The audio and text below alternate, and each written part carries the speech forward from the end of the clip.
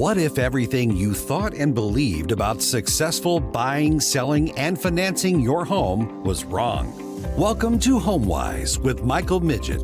This is where you can count on straightforward, objective advice on the right way to make the most out of every dollar you put into your home. Whether it's buying, selling, or financing, even maintaining and growing its value along the way. Coming to you from the NewsTalkSTL studios at Union Station in St. Louis. Welcome to Homewise. I'm Stal Ponticus, and I'm joined by the creator and host of the show, Michael Midget. Michael, it's great to see you, buddy. I'm good, Stal. How are you? Doing fine, thanks. What are we looking at for this week's edition of the show? All right. Well, we've been covering some ground lately. A lot. Yes. Hey, why stop here, you know? Today, all right. So anytime you delve into a subject, one of the kind of the cliche ways of organizing the information are when people want to talk about mistakes. All right. So today is my version of mistakes that I see made or people tend to make when they are looking for ways to save on their mortgage. Okay. But I don't like to call them mistakes because they're not mistakes like they're always wrong, like always bad. I mean, those are kind of the obvious things, and I'm not going to bore everybody with the obvious. I'm going to dig into the things that are sometimes mistakes. And what happens is that the market that we're in today, all right, so given today's current interest rate market, what yesterday's interest rate market looked like, and then what tomorrow's is likely to look like, these are mistakes. Okay, so you kind of got to watch out because this is a unique time in our industry. It's a unique time to be buying a house. Not a bad time. It's just a unique time. All right, so you got to pay more attention. You got to make better decisions. You might need more help, more input, and take things into consideration that you might not otherwise need to because of the way things are today. Okay.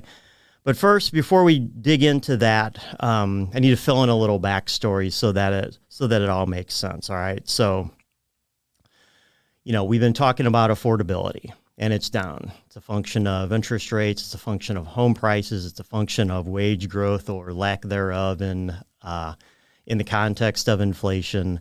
And the way all those things mix together makes for a poor affordability environment. It's not funny. It's just when you think about it, I mean, it's just like, you know, there's equations that go to make up these things. And when we figure out ratios and we're figuring out qualifications, and then we're figuring out what somebody can and can't afford, what they should buy, shouldn't buy, and that.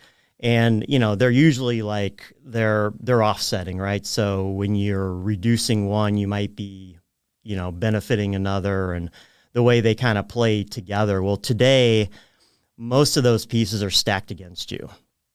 And that's fairly rare, right? We don't see that very often. So that's why the decision-making piece becomes so important in getting that right. Okay. So, you know, we're getting inflation news this week, and depending on who you listen to and what day you tune in and actually what part of the day, it might be looking good or it might be looking bad, or it might be, hey, it came in where we thought it was, but we thought it was going to do different the day before. So rates were, you know, and so things tend to move in the moment, right? And to a large degree, the news cycle, the news, what gets reported, and that gets the, you know, is like the primary driver versus the true hardcore fundamentals that we would normally look at. All right. So if you're a techie, if you follow charts and stuff like that, really difficult to determine the hour to hour, the day to day moves of the market. So the people that think they have crystal balls are often wrong. And so, you know, we were like paying attention to this day to day, and, you know, oh, it looks like it's going to come in hot, and then it doesn't come in quite as hot. And so the stock market does one thing, but then the bond market does another. And who do you like, where does it all land? And so really sometimes you just have to sit back and wait and see. But it, you know, at the same time, you've got the Fed, who has their own crystal ball. And last week they tightened again. Everybody knew they were going to tighten. Everybody, they said, they shouldn't tighten, but we know they're going to because we can tell by the way they're talking. It's only going to be a matter of how much, and is it going to be 25? It could be 50. It might be 0, but the vast majority of the people, it was 25 markets reacted or didn't react, I guess you could say, accordingly. But if you take a step back from that and you just kind of look at what the data is, and then what the guy on the ground is seeing, right? So when you're at the point of sale, when you're in the thick of it, if you're a cashier at Walmart, you see what people are buying, what they're putting in their carts, and you can kind of tell. Remember, 5 years ago, 3 years ago, 2 years ago, if you've been a cashier there that long, then you would be able to tell, what are the people filling their carts with? What are they spending? You just kind of get a gut feeling. And then over time you can see, they've shifted what they're buying. They're buying less, they're buying more, they're buying different things, or they're buying the same thing. And that is probably one of the best, speed-wise indicators that we have. Everything the Fed looks at is basically trailing. It's things that have already happened. So the data has been aggregated and put together, and then it gets filtered and processed, and then they get to look at it, and then they have their agenda, which we aren't privy to all of that, just some of that. I think it goes far beyond what their public mandate is and what they're supposed to be doing, but that's a whole nother story for a whole nother station, whole nother show. Unemployment, what's it doing? There's a lot of conflicting things here, right? So, looking at consumer spending and looking at what unemployment is doing, and then looking at what GDP is, and there's all this conflicting stuff, and, kind of goes back to something that I started ranting about it last week, which was just doesn't feel right. Like something to me just feels off, And it depends on, what station am I listening to, who am I listening to, what time of day is it, what day of the week is it, and this constant churn and this back and forth, and I don't know where it's going to go. But I'm just telling you, maybe you heard it here first, but something just doesn't feel right. So I'm just going to leave it at that for now. But speaking of rates, speaking of inflation, we thought that inflation was going to come down. Just got the numbers in for this month, and they came in line with where they were previously, when I believe we were expecting, or we were told to expect by the industry crystal ballers, that we were going to start to see the declines, right? And so we thought that we were going to see rates begin to move down starting about mid-year. We're almost at mid-year into the end of the year. Rates going down, cooling along with inflation, backed up by the data that's coming in, so the Fed's able to, act on that data. We didn't get it, right? So, just goes to prove a couple points. One, crystal balls aren't always right. Mm-hmm. This is incredibly difficult to predict. So even the people that confidently stand up on the podium and declare it's going to do this, or we think it's going to do that, and the implied point is that we're smarter than you, so we know, right? So you listen to us, and then people act on that. When you're acting around buying a home, when you're acting around what is arguably your biggest investment, you got to be careful, and it doesn't always pay to guess. And sometimes it's safer to just be safe, because inherently you have a good investment there.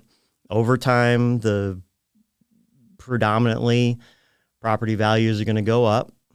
And over time, that mortgage gets cheaper and cheaper and cheaper if you have fixed rate, because your income goes up over time, but your mortgage payment doesn't go up over time, right? So we've talked about that before. It gets cheaper as time goes on.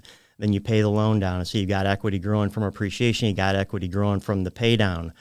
And you're comparing the payment that you're paying on the mortgage to what it would cost to rent. If you're being fair, doing apples to apples, you're going to compare what it would cost to rent that 3-bedroom or 4-bedroom home, or whatever it is that you live in.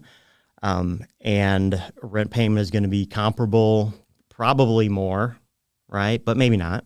But in the ballpark of, of where you're at. So, you got to live somewhere. You're not going to escape that cost. Over time, you're generally going to make money on that. If you've got a long enough hold time, I generally say that's about 5 years. All right. So about a year and a half ago, rates started going up, like dramatically, right? So when moving into last year, 2022, rates were about 3%. By this time last year, they were into the fives, right? So they had almost doubled. And people were freaking out, like, holy cow, I can't, like it had already like gone off the charts as like fast, and turns out that was just a brief pause, right? So they took a pause in and around 5 before their ascent to 7, right? So during that pause of the 5 and then on their way to 7 is when the buy down craze, I like to call it, started, right? Well, we knew about them before, we knew what they were, but they weren't all that popular. But as rates get higher and higher and higher, buy downs become more and more popular because they look nice.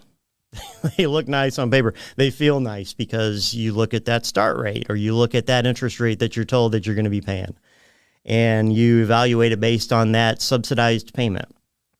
And just quick background, buy downs, they come in three flavors: 1 year, 2 year, and 3 year, right? And we're just talking about the temporary variety right now. If you listen to the show, I'm not a big fan of them, but they do exist, and that's most of what you will see out there when somebody refers to a buy down. So where am I going with this? All right, so if you took a 1 year, starting sometime last year towards the end of the year, guess what? Your year is getting ready to expire, right? So that means your payment's going to be going up. And depending on how much you borrowed, will determine how much it's going up, but you should be aware of this, all right?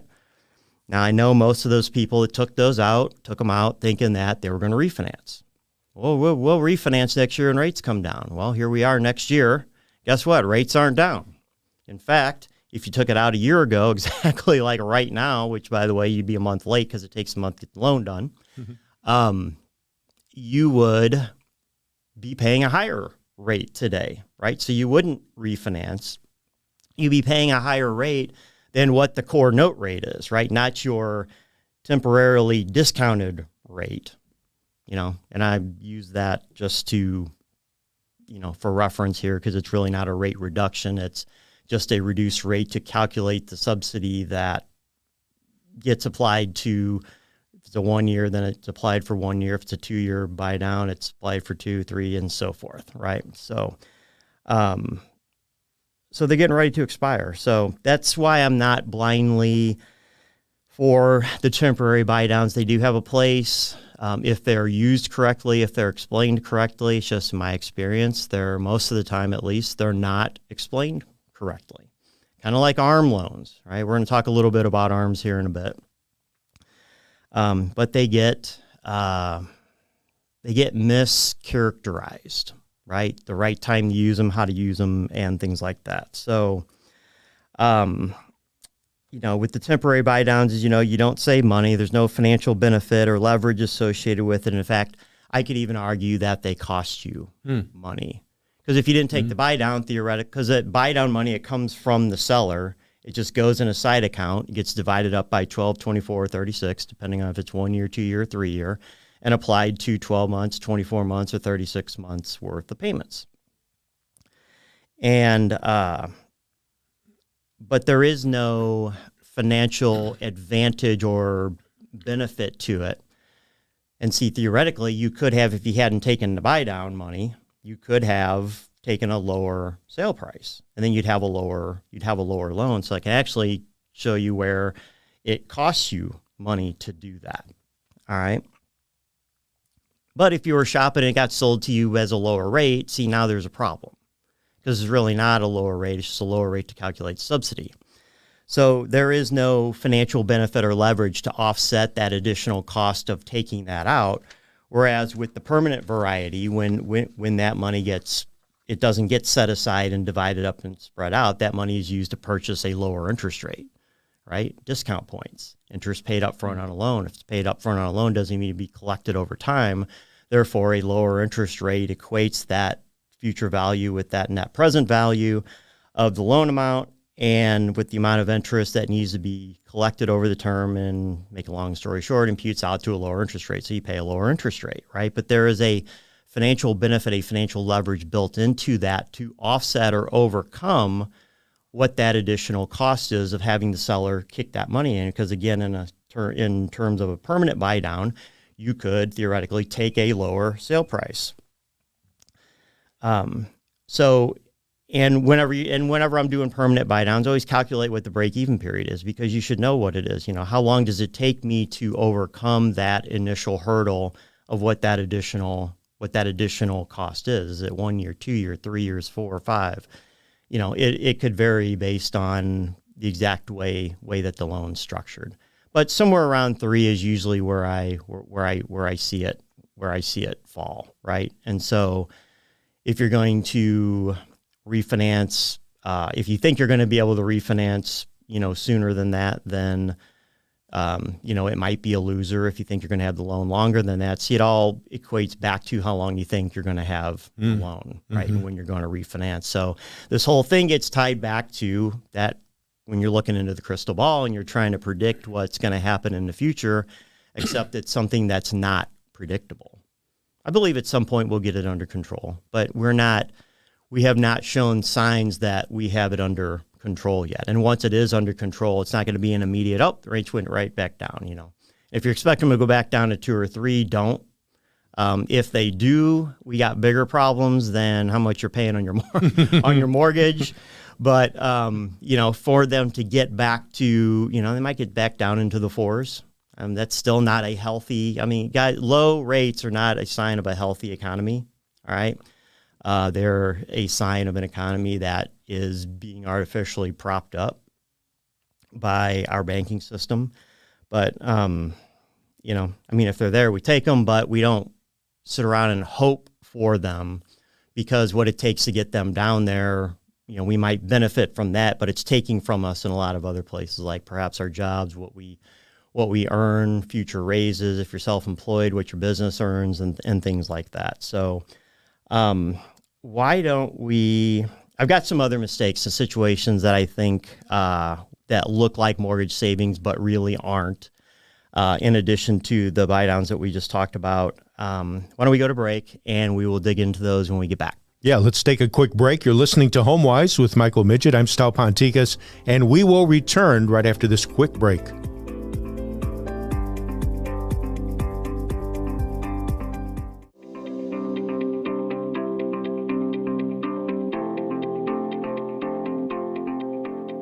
Welcome back to Homewise. I'm Stal Ponticus with Michael Midget. And Michael, let's continue the conversation as we delve into this subject even deeper. This is good stuff. Thanks, Stal.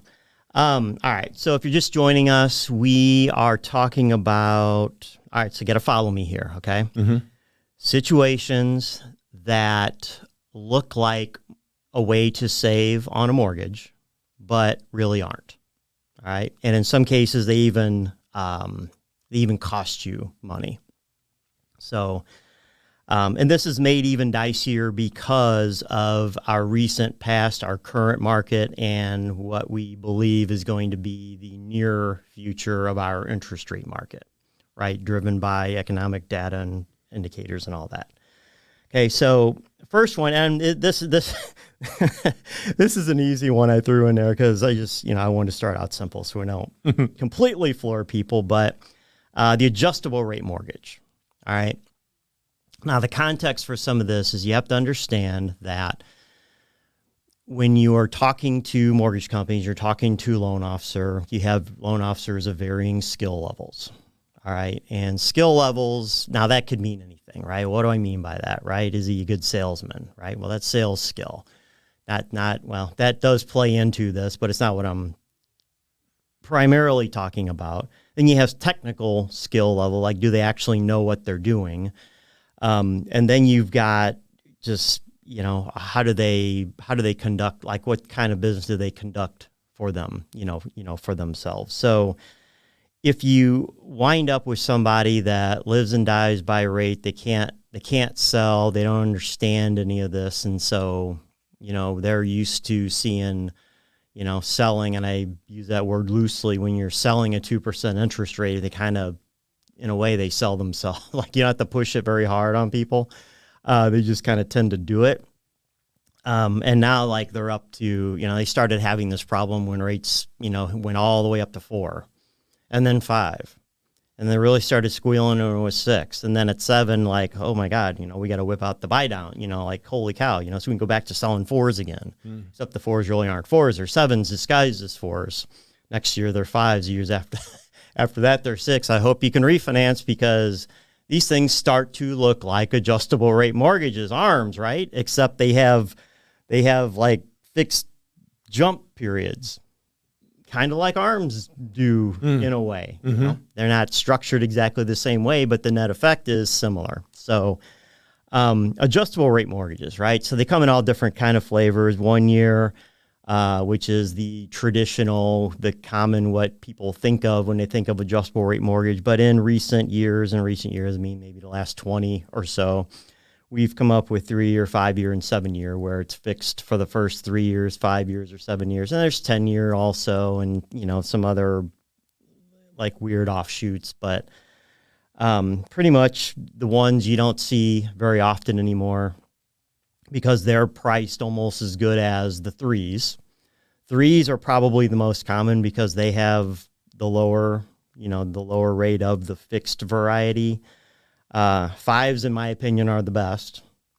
And 7s are kind of tough because, well, most loans don't stay on the book 7 years. And so if you're an investor in 7-year loans, you're really not going to give much of a discount for the 7-year versus a 30-year, because they tend to pay off on the same schedule, right? So you don't ever really get to, historically, most mortgages pay off in about 7 years, and that's even factoring out the recent data with all the refinances, because some of those loans experience a artificially short lifespan because of what rates we're doing.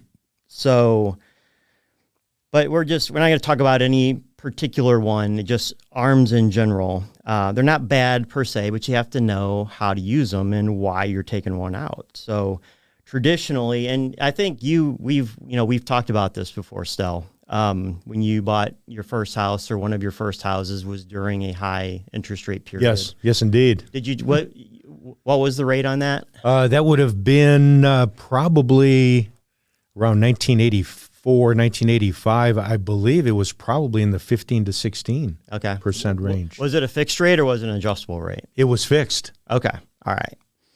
So adjustable rate mortgage, and by the way, this same time period is the time period that we know them most recently as option ARMs. And actually, if you haven't been around the business 10 years or more, you won't even know what I'm talking. This is like a mythical loan, like a unicorn loan that actually did used to exist, but they were called option ARMs, negative amortization ARMs. They were not new. They were actually created, very prevalent back in the late 70s, early 80s, in that because of the extremely high interest rate market. Yeah, we were coming out of that stagflation period with percentages around 20, 21. They were around 1980. That was a tough time. Yep, it was. It was a very tough time. And I was not old enough to have experienced it I was living it because I was working in it, but I was living in it as a young child, and I experienced it through the eyes of my parents and other people. Like, I remember sitting in gas lines. I remember looking at gasoline stations play games with the gas gallon pricing sign. You ever seen one in liters? In Canada, well, yes, in Missouri, but not in St. Louis. In Not St. Louis here, yeah. I've seen them showing it price in liters. I've seen them show price in quarter gallons. You got to read the fine print to see that. Just so it looked good. Well, yeah. Well, it confused people, right? Because look, I mean, this is not a dig or to be condescending on people, but most people are not good with math, right? So even simple math. I don't think it's because they can't be, but I think they just tell themselves, hey, you know what? Math is hard. I'm no good at it. And that's that. I'm not even going to try to balance my checkbook. But yeah, I mean, I've seen them play games with all that kind of stuff. Traditionally, ARMs were made for that environment where rates were high. And then the expectation was they can't go much higher, which, I mean, that is a bit of a guess there, because I guess they could always go higher. But there's a certain point at which if they go higher, it isn't going to matter, because it's kind of like the ball fell off the table kind of thing. We're not, that's not our problem anymore. But they're more likely to be coming down in the future. And so you would take a higher rate, but you would take the higher rate on an adjustable rate loan, so that as the market came down, you would write it down and you would get the benefit of subsequent years' lower interest rates without having to refinance.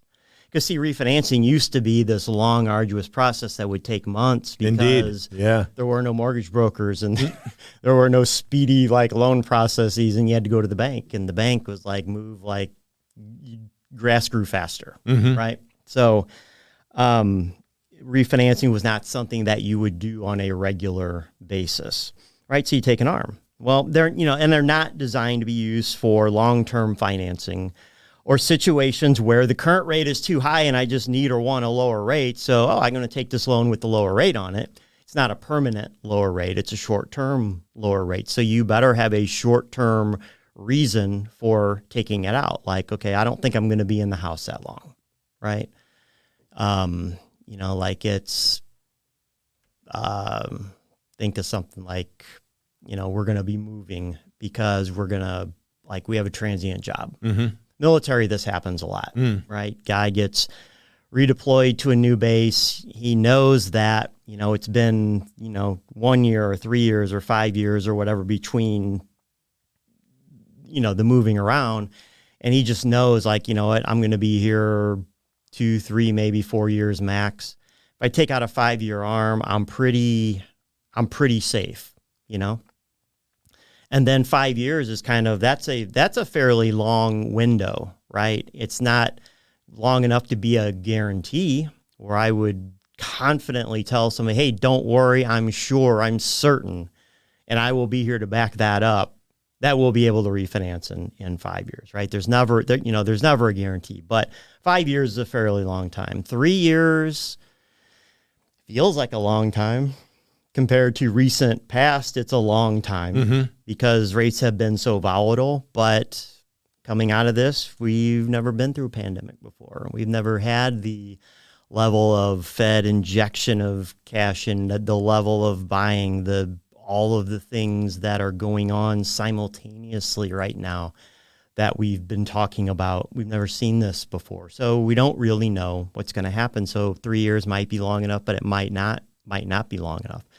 So if it's a deal where I'm taking the lower rate because I need or want the lower rate and I'm just planning on refinancing it, but I don't have any plans on moving anything concrete, well, that, now we're back into the temporary buy down thing and why I have the problem with that. In that situation, I actually think that an ARM might be a better solution to that problem than trying to it's almost like arm wrestling and a formula. You're trying to jam square pegs into round holes to force something that just doesn't want to be that low. And when the desire is there and you have someone with an incentive to sell it, right? So you get a skilled loan officer who's skilled in sales. It's not me, by the way. It's got to make sense. Otherwise, I don't really do it.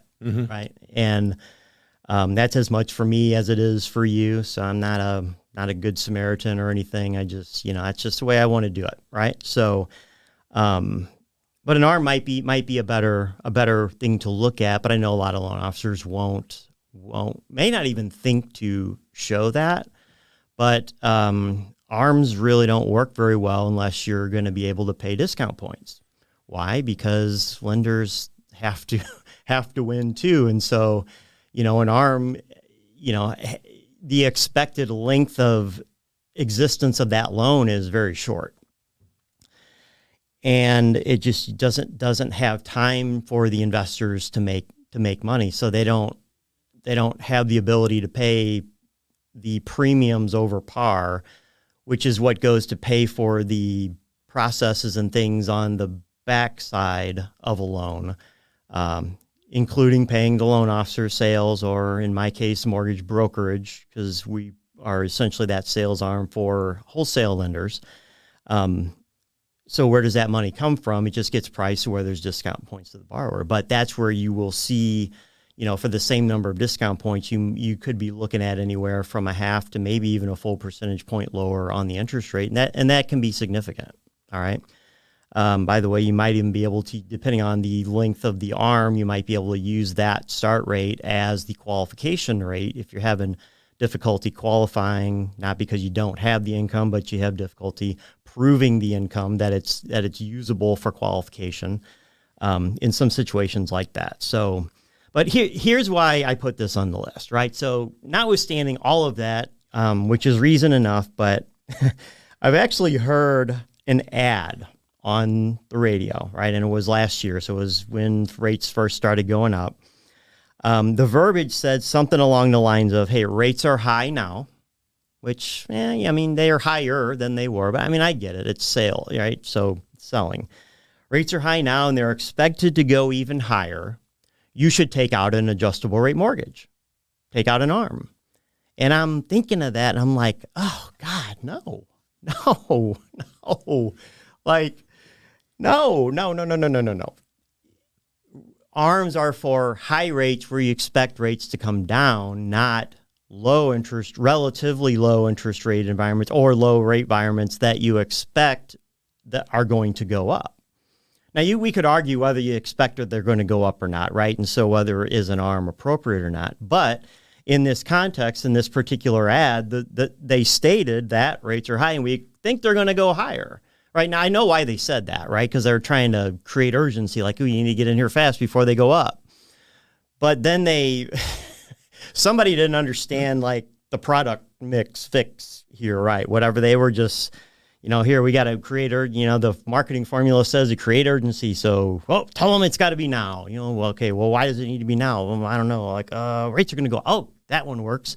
Throw that one in there. Okay, now what? Okay, well, now let's get the lowest rate we got. Look at our sheet. There it is. This 3/1. I don't know what that means, but it's, here, stick the ape, go, boom, and then it's out there. And now you wind up with this Frankenstein ad that is wrong. That is wrong. But you heard it on maybe, I don't remember if it was radio or TV or, heavens, the internet maybe. Can you even tell the difference between any of it anymore? People hear that and they think that some people anyway, just hear it and they think it's true. I heard it on the internet. I read it on the internet. I heard it on TV. I saw it on the news, in the newspaper or whatever. So, there are people that do that way. So, tell you what, this next one is going to be long because I've got a lot to say about it. So why don't we, Let's jump to a break, and then we'll dig into it, and we'll see where we land. But it's a big one. It's the cash out refinance, debt consolidation refinance. If you haven't been seeing them yet, you are going to see them. Several reasons for that, none of which have anything to do with whether or not it's a good time to take it out or not. So okay. That's why we're going to talk about it. Yeah, let's take a quick break here. You're listening to Homewise with Michael Midget. I'm Stal Ponticus, and we will be right back right after this quick break.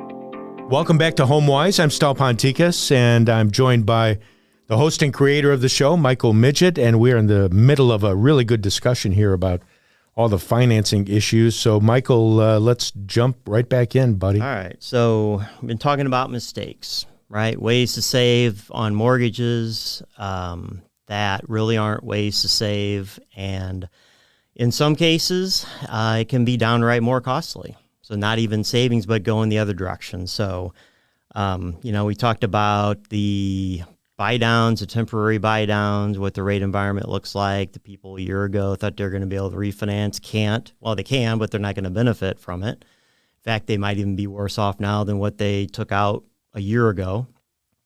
And so that turned out to not be a great deal. Now, I'm not faulting anybody, but, if you want to know why I'm not, that's not on my billboard, that's why. I have not felt confident enough about what was going out there. I've done a handful of permanent buy downs where the buy down is permanent, and they had about 3-year break-even periods on them. And we knew going in, like, okay, you know what? Now I will refinance you the second it becomes beneficial to do so. By the way, when you do a permanent buy down and you get a below market interest rate up front, that's permanent. That point at which you are going to refinance, you don't get there as fast as if you did taken the higher, the higher rate, right? So, you might save yourself a refinance in the future. And so, if you're doing the math on it, you can take in, and I don't on that break-even analysis, but it's just an additional, if we do avoid that or push that, the length of time we're able to push that refi off, if you even need it at all. Some of the buy downs have been actually in the lower fours earlier on when we started doing them. So, just don't fall prey to that, the temporary ones. Then we talked about adjustable rate mortgages, right? And this is probably not the environment to take out an ARM if the motivation for taking out the adjustable rate mortgage is the same as the reason why you're looking at the temporary buy down. Right? Because you think rates are just too darn high and you can't afford or don't want to afford the payment and you're trying to look for a way to save. And so, hey, somebody showed me this ARM. They talked about an ARM. That rate, that's lower. That's not 7, it's 6. Or it's not 6, it's 5. Or it's whatever. But it's lower, right? And it's a bank or it's a credit union or somebody, they're safe. They wouldn't do anything bad for me.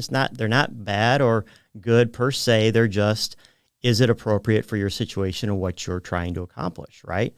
I think you might be better off looking at an ARM instead of a temporary buy down anyway, right? For reasons because you have more, one, there's financial leverage built into it.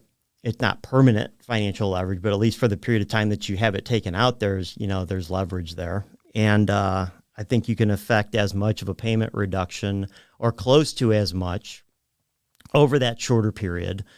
But both of which, if that's the reason you're taking them out, you're banking on a future refinance. All right. And if you're not comfortable or in a position to do that, like if you need that rate to come down or you need that payment to come down or stay down in the future, not just for comfort, but, to be confident that you're going to be able to make it. You don't want to end up in a situation where you're house poor, right? Where you got too much house, or people usually don't complain about too much house. They complain about too much mortgage or too much payment, right?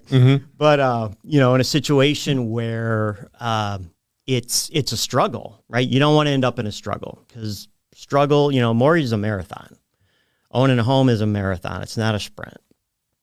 Unless going in, and most of the time people know going in that it's going to be a sprint, right?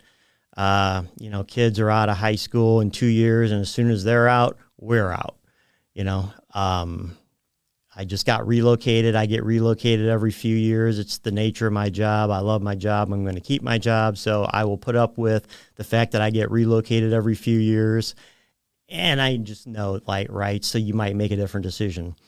If you're buying your third house and this is your dream house and you thought you were going to be able to afford X 2 years ago, but now you look and X costs a little bit more today than it did then, and rates are up. So you're looking at affordability half or, of what it was before.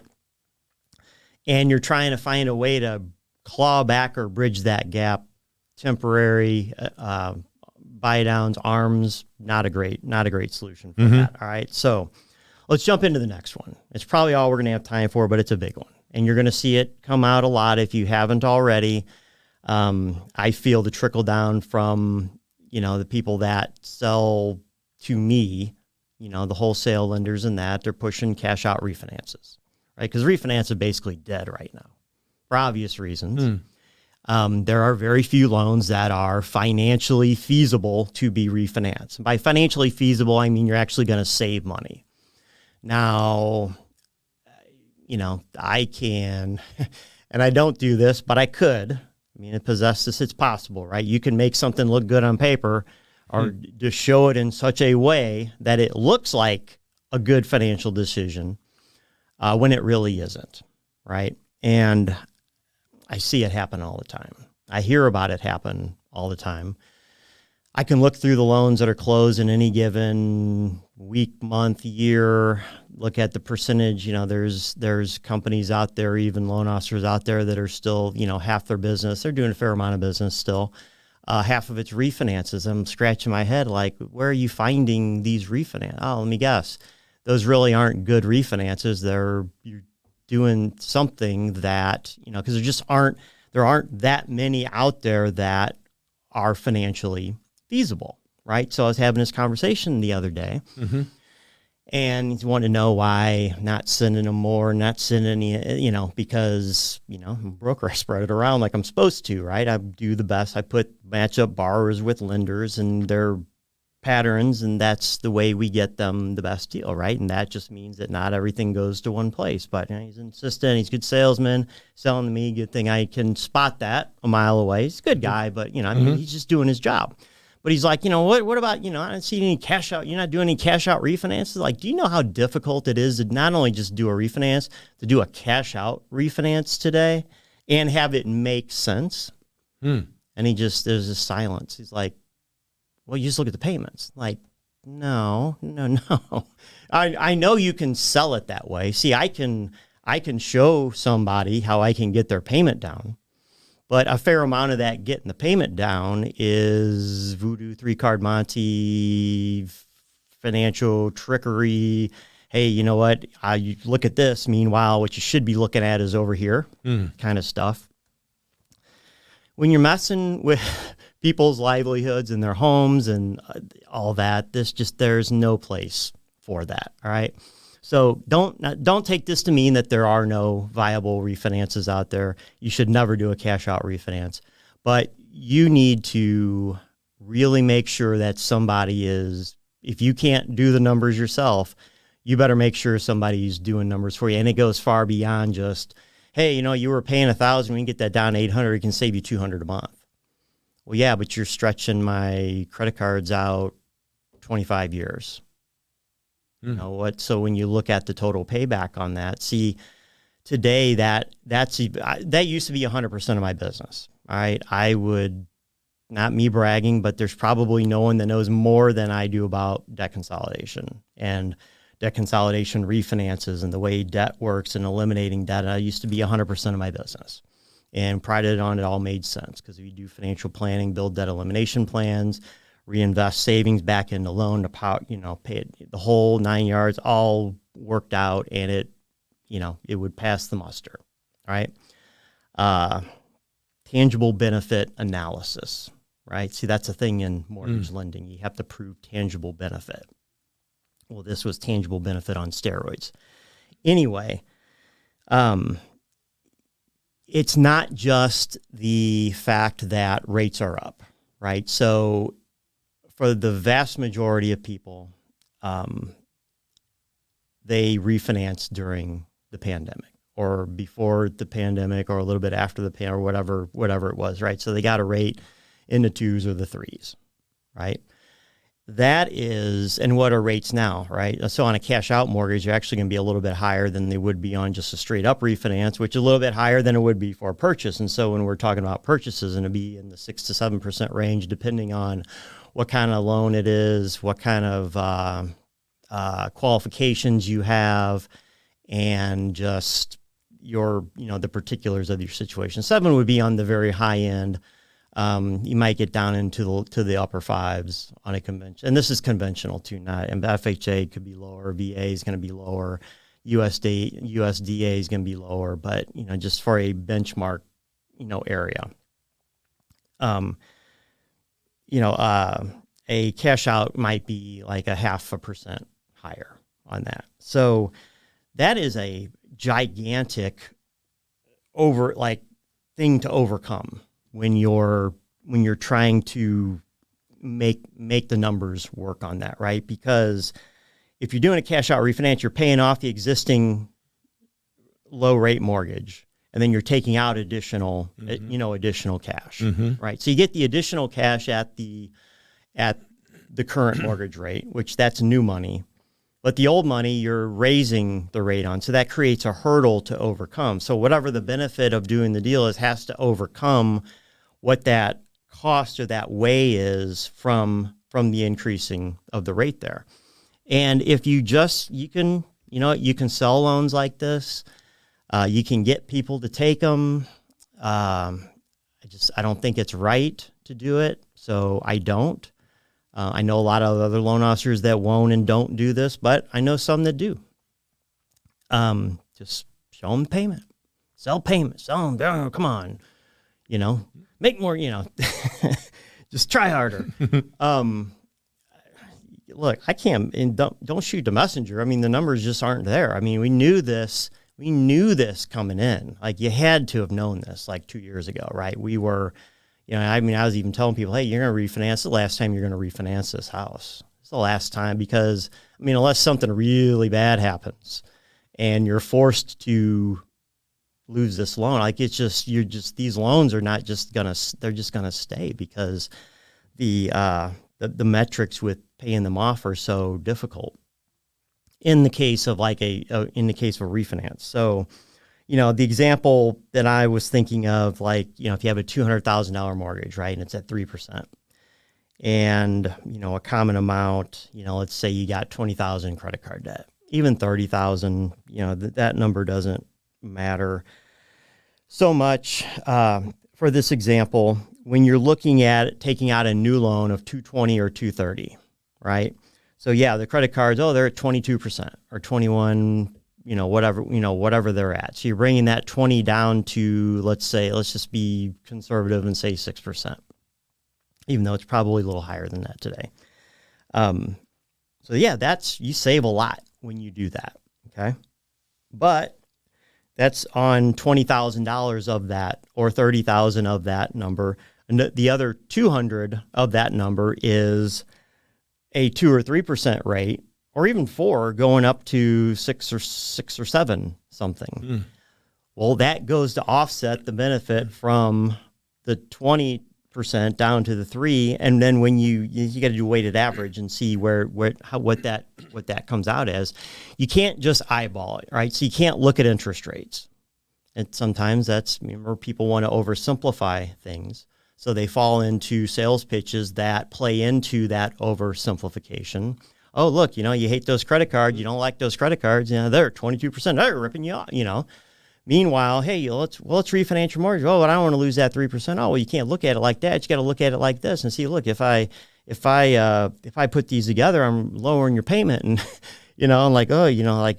after they're done with that, you're like, hey, that does kind of make some sense. That sounds like a smart, now that you put it that way, it does sound like a smart thing to do. And maybe it is, right? But it's more likely today, because of the way the numbers are and the way the market is, and that hurdle of overcoming the 3 up on the bigger chunk of the money, it's more likely that it isn't. And it's almost certainly not as rosy as what is being pitched to you. All right. Again, not everybody, but the vast majority that will see this will be in the bucket that it doesn't make sense to do. And I just know that from what the numbers are today. As rates start to come down at some point in the future, I don't know when that will be, but as they start to come down, that gap will close. And as you borrow more money on, so as the cash out portion of that new mortgage got bigger. So like instead of saying if it was $20,000 cash out, what if it was $200,000 cash out? So you were paying off. So the new mortgage you're going to take out was $400,000, right? Assuming the house had enough equity to borrow that much in a cash out transaction. Well, what does it look like then? Well, it becomes a lot easier because you have more, I guess, savings being generated. I mean, especially if it's $200,000 worth of credit card debt, because now you're looking at $200,000 at 20% coming down to 7 versus bringing 200 up from 3 to 6. Now, again, you can't just look and say, oh, well, 10 one way, 3 the other. Oh, it's a big winner, right? Well, no, it has more to do with prorations of like, okay, well, we're cutting one in half and we're doubling the other. See, that's an equal offset. So if you go from 20 to 10 or from 3 to, see what I mean? And even that's not perfect, right? So the mathematicians, the engineers just rolled like they're coming for me. Pitchforks and hand grenades. I know that's not perfect, exactly it, but in a rule of thumb world where everybody just needs it, one bottom line, 3 sentences, and don't put too many words in there, that gets you closer than where you were. All right, so just be careful. And I'm not trying to throw all loan officers under the bus, and they're okay. So now there's 2 groups coming for me. Just make sure somebody's doing the work, the math, the due diligence to make sure that it makes sense.